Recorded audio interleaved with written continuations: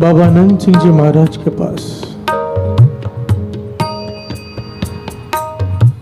हरदीप सिंह बैठा है। अचानक बाबा जी उससे पूछते हैं, भाई तेरी किर्त क्या है, तेरा बिजनेस क्या है, तेरा धंधा क्या है। बाबा आनंद सिंह जी महाराज ये बात किसी किसी से पूछते थे, वरना जो भी आए पहला सवाल तेरा नित्य नेम क्या है। प्यार से बोलिए धन गुरु नानक, धन गुरु नानक। हरदीप सिंह से पूछने लगे, भाई तेरी किर्त क्या है।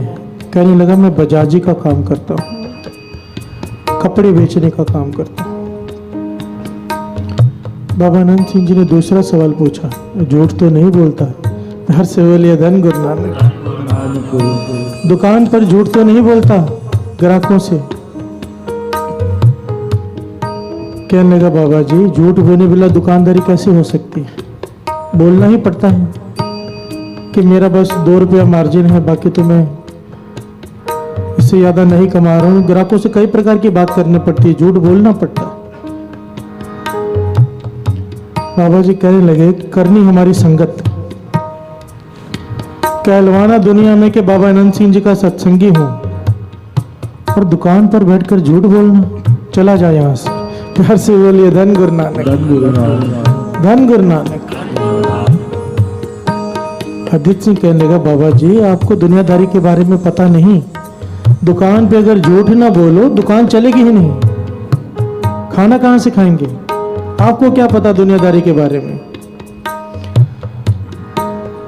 बाबा जी मुस्कुरा पड़े उसकी सीधी सादी बातें सुनकर।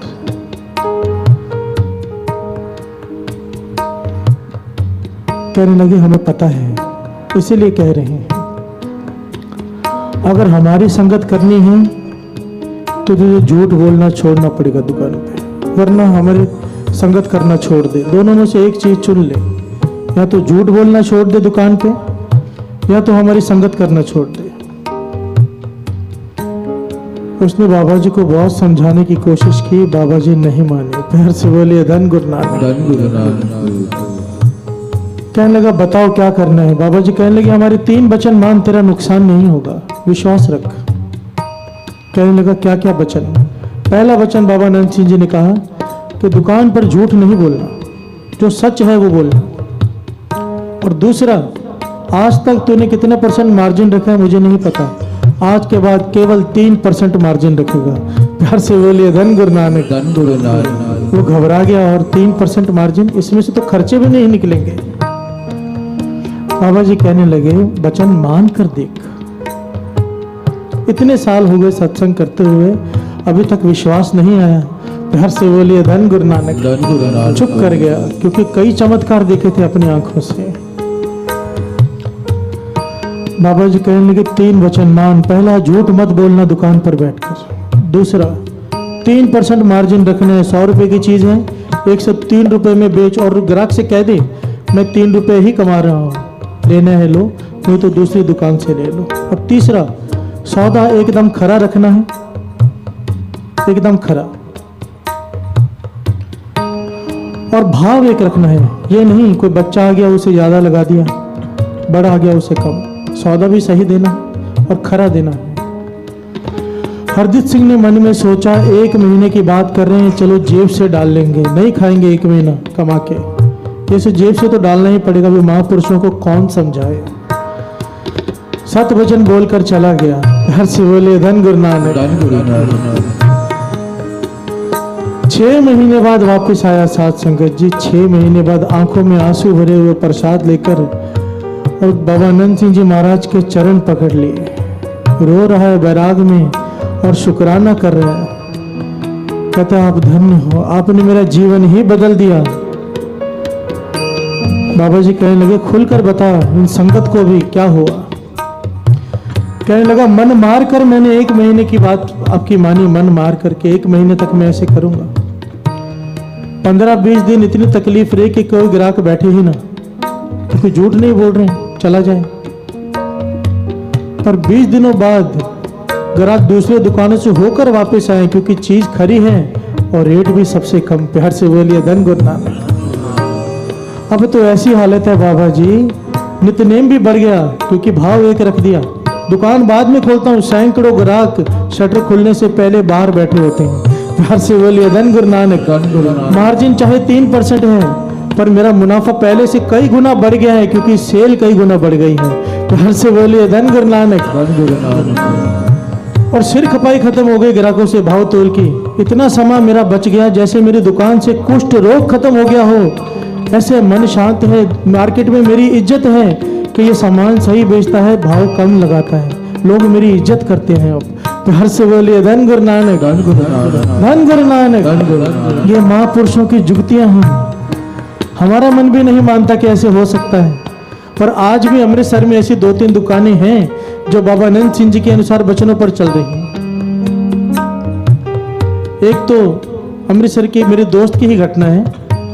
भाई साहब, भाई गोरीकबाल सिंह जी स्टेज पर बैठकर कह रहे थे कि जो लोग दूध में पानी मिलाकर बेचते हैं, जो लोग दूध में पानी मिलाकर बेचते हैं, उन्हें बहुत बड़ा लेखा देना पड़ेगा। महापुरुषों ने यही प्रकरण लेकर संगत में समझाया कि ऐसा पाप मत करो, चाहे मूल्य बढ़ा कर लो पर सही चीज लो। तो उस संगत में से एक आदमी खड़ा हो गया, मेरे मित्र का पिताजी। संगत में खड़े होकर उन्होंने प्रण किया माइक पकड़कर कि आज के बाद, मैं पहले दूध में पानी मिलाता था मेरा तबेला, पर आज के बाद मैं पानी नहीं मिलाऊंगा। प्यार से बोलिए धन गुरु नानक।